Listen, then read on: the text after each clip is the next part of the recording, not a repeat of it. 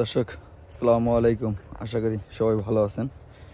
এই হলো ডক্টর জহির স্যারের চীন থেকে আনা জারান হাইব্রিড ঘাস, যেগুলো আজকে কাটিং করার জন্য রেডি করতেছি। এবং পাশাপাশি আছে আমেরিকান গুয়াতেমালা, এটার কাটিং শেষ হয়ে গেছে কিছুদিন আগে।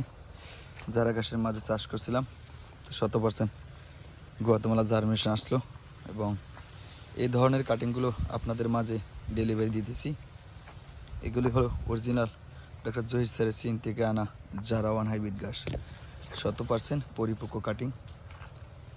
তবে এই ধরনের কাটিং চাষ করলে মিস হওয়ার সম্ভাবনা খুবই কম। দর্শক দেখেন, গুয়াতেমালা এখন গোড়ায় পর্যাপ্ত পরিমাণ জৈব সার দিব। সার দিলে শাখা বাড়বে, ফলন বেশি আসবে। এক ঝোপে অধিক পরিমাণ ঘাস হয় গুয়াতেমালার। এই মুহূর্তে কাটিং নাই, শেষ হয়ে গেছে। আর এগুলো সব জারাওয়ান হাইব্রিড, 100% পরিপক্ক কাটিং এবং খুব ভালো মানের হয়েছে আলহামদুলিল্লাহ। এই ধরনের কাটিংগুলোই আপনাদেরকে ডেলিভারি দেই। দেখেন, এই ধরনের ঘাস কাটা হয়, এরপরে বাছা হয়, বাছার পরে বস্তা করে আপনাদের ঠিকানায় পাঠিয়ে দেওয়া হয়। আপনারা চাইলে এই ধরনের জারাওয়ান হাইব্রিড ঘাসের কাটিং সংগ্রহ করতে পারবেন সুন্দরবন কুরিয়ার সার্ভিসের মাধ্যমে।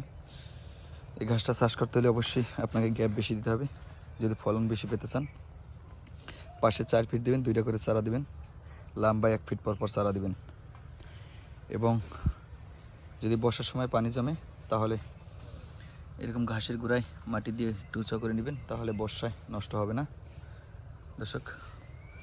এবং 18 থেকে 20-22% প্রোটিন জারাওয়ান হাইব্রিড ঘাস। জায়গাভেদ প্রোটিন হয়, এটা আমরা সবাই জানি। আমি যদি বলি যে গায়ের জোরে এখানে এটা 22% প্রোটিন, তাহলে হবে না। কারণ প্রোটিন পার্সেন্টেজ আসে আপনার জমির উর্বরতার উপরে, জায়গার উপরে, আপনার ঘাস চাষের উপরে, কোন ধরনের সার ব্যবহার করেন এই সার উপরে প্রোটিন নির্ভর করে। তবে বাংলাদেশে উচ্চ ফলনশীল ঘাসই বলা হয় জারা ঘাসকে, সেটা শুধু আমি না, সবাই বলে। কারণ দ্রুত বৃদ্ধি পায়, দ্রুত বড় হয়। তো যাই হোক দর্শক, আপনারা চাইলে এই ধরনের ঘাসের কাটিংগুলো আমার কাছ থেকে সংগ্রহ করতে পারবেন সুন্দরবন কুরিয়ার সার্ভিসের মাধ্যমে। ক্যাশ অন ডেলিভারি অপশন আছে। যেহেতু গুয়াতেমালা এখন শেষ, কিছুদিন পরে আবার ইনশাল্লাহ হয়ে যাবে, তখন আবার আপনারা গুয়াতেমালা ঘাসের কাটিং পাবেন ইনশাল্লাহ।